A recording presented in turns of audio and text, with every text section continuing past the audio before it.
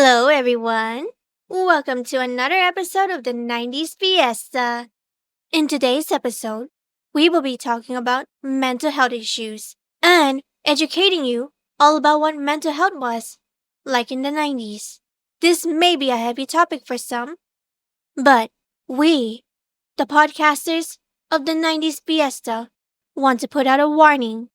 But we also found this informative to talk about. In today's episode, we have the podcasters Sarah S., May, Ethereal Void, and Naye. So, let's dig in. So, we will now talk about a very important book from the 90s. And as I've so learned, there was a woman named Elizabeth Wurtzel who wrote a novel called Prozac Nation, which was written in the year of 1994.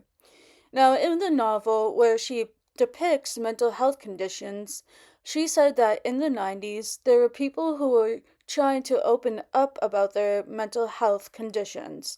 And to her, it would be things such as schizophrenia, anxiety, and depression.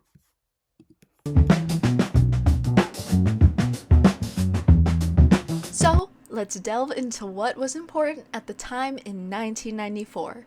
In the year of 1994, around where the novel was published, there was something that was released into the United States called the Mental Health Treatment and Care Act of 1994.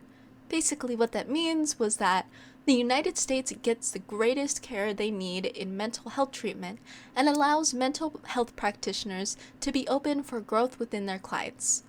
This is according to an article called Mental Health Treatment and Care of 1994 on a website called Southern Live Oak Wellness, in which they exactly describe what that means. In the 1990s, there were what were called modern antidepressants that had been introduced. With these so-called modern depressants, it seemed like they were trying to make the person who took them make them stronger, which was the best thing they could do to deal with the mental health conditions. While we go deeper into the 90s, there were some fictional books and movies that romanticized mental health issues, but also made a steep point. And I thought mentioning some movies or books would tie in with the great interest of the topic of pulp culture. So, I read that a movie that was made in the 90s was Girl Interrupted. This was released on December 29, 1999, but was based on a book written by Susanna Kaysen. This movie and book is about a quote-unquote teenager named Susanna who gets rushed to a psychiatric mental institution after mental health struggles. This film portrays that girl is nervous and anxious about being admitted into one. Tying back with the topic of literature and movies, the movies and books at the time considered mental health to be very much dangerous. People in the mental health field were trying to find more accessible way of treatment and overcome the stigma, which means the negative stereotype and/or discrimination against those who struggle with mental health issues. This is according to an article published by the Mental Health Foundation called 70 Years of the Mental Health Foundation.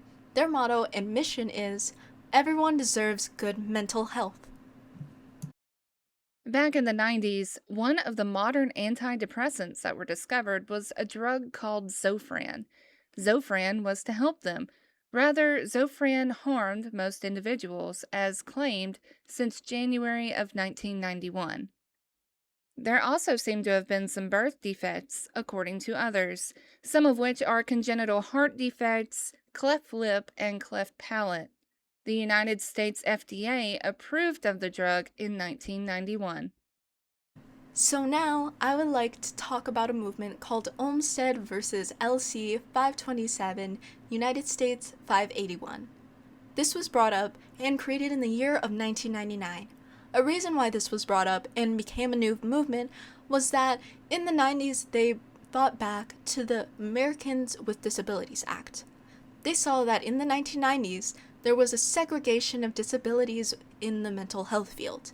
Two respondents by the name of respondents LC and EW were diagnosed with schizophrenia, and thus this is why they call it this specific movement.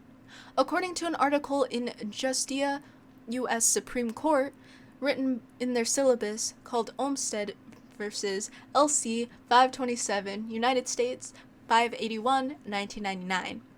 So, we would like to end our mini podcast today about mental health. Stay tuned for the next episode of the 90s Fiesta. We hope you take it easy on yourself. Peace out.